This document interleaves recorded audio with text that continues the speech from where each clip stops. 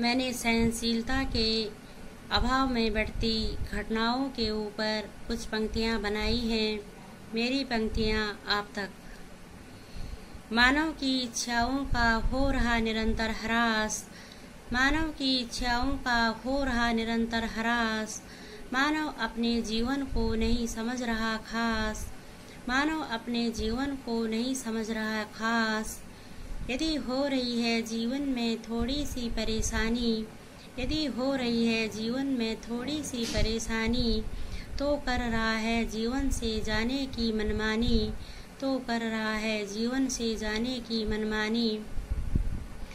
आज का युवा वर्ग सबसे ज़्यादा है तनाव में, आज का युवा वर्ग सबसे ज़्यादा है तनाव में। आत्महत्या करने से कैसे रोका जाए इन युवाओं को, कैसे रोका जाए इन युवाओं को, जब नहीं कर पा रहे हैं जीवन जीने का साहस, जब नहीं कर पा रहे हैं जीवन जीने का साहस, तो बना रहे हैं किसी बहाने को अपने जीवन की अंतिम सांस, अपने जीवन की अंतिम सांस। रुला देते हैं अपने परिवारों और रिश्तेदारों को, रुला देते हैं अपने परिवारों और रिश्तेदारों को।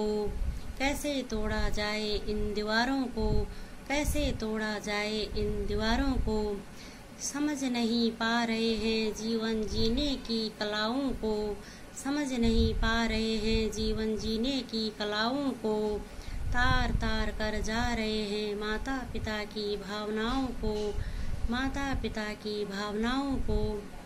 जाने क्यों आती है इनके जीवन में ऐसी निराशा, जाने क्यों आती है इनके जीवन में ऐसी निराशा, कि छोड़ देते हैं ये जीवन जीने की आशा, कि छोड़ देते हैं ये जीवन जीने की आशा। इस दुनिया में क्या सत्य है क्या असत्य, इस दुनिया में क्या सत्य है क्या असत्य। आए दिन देखो युवा कर रहे आत्महत्या, आए दिन देखो युवा कर रहे आत्महत्या।